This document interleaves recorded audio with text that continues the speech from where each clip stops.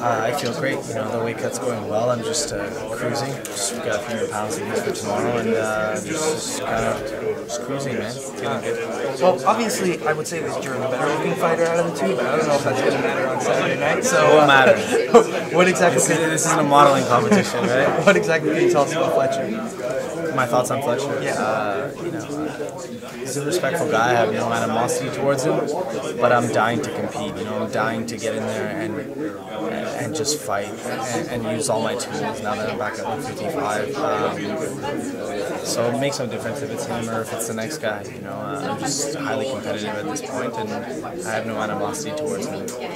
If any, where do you think that he poses problems for you? Well, this is the UFC, right? He's not here to play games, so he's here to try to put me away. So I think he can, you know, he poses threats, you know, everywhere. That's why he made it to this level. But that doesn't change the fact that I've trained properly. You know, I'm trained to neutralize what he's going to do and implement what I'm going to do, and that, you know, the end result being me winning this fight.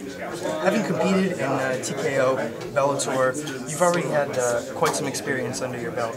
Was it kind of a dream fighting in Montreal, fighting at the Bell Center in your career? For sure, fighting at the Bell Center was huge for me, right? But this is another level. The UFC it's the pinnacle of the sport. So to be in the, you know, the highest level, you know, the highest fight league in the world here in Montreal at home, and I can't describe that. There's nothing for me. There's nothing better than that. I've worked for this for so long, so I guess it's me, you know, partially living out my dream.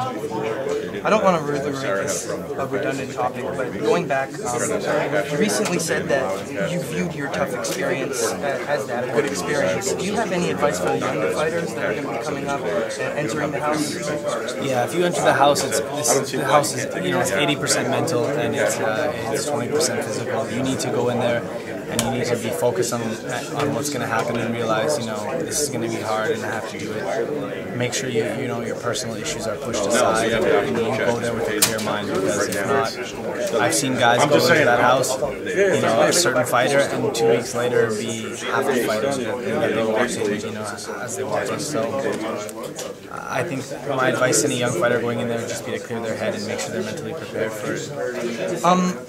Watching the primetime episodes, you and Rory have this brotherhood that, you know, you guys are together going to city styles, fighting over red pants.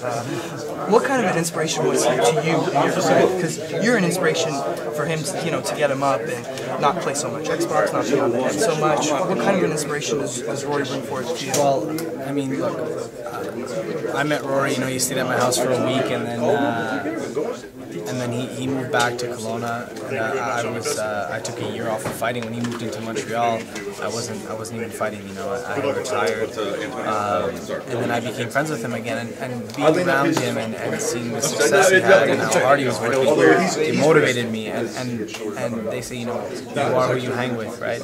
And by hanging out with him, I seen what he was doing, and it motivated me, and I said, you know, I can do this too. If he's doing it, I can do it, and it's changed my life since I've become friends with him. You know, my career's catapulted to this level, and I owe a lot of it to him. A lot of the stuff that you can't see, right? It's not the hard work in the gym, it's just the motivation to get up, to do it, to want to do it, to have the drive. I owe a lot of that to him.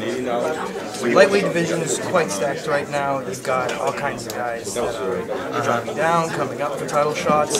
With the win over Fletcher, what does that give you? Is it going to be a top 5 opponent? Do you think it gives you, you know, well, look, the UFC is performance-based, right? So if I perform really well, it'll push me more forward than if I win a close decision. But this is a pay-per-view event, and I haven't really been focusing too much on it, but I know that if I make a statement right here on pay-per-view, then I will, you know, they'll acknowledge me as a pay-per-view fighter. There won't be any more undercards for me and stuff like that. If I lose this fight, I can see myself being put to an undercard, you understand? So for me, I'm going to establish myself as a pay-per-view fighter, and if the next guy I fight is top 5, top 10, that doesn't matter to me, but I'm going to establish myself as that level of fighter. You know? So it's really about being on the main card at all times? Being on the main card at all times, showing them that this is where I belong. Perfect. Thanks a lot, man. Thank you. Appreciate it.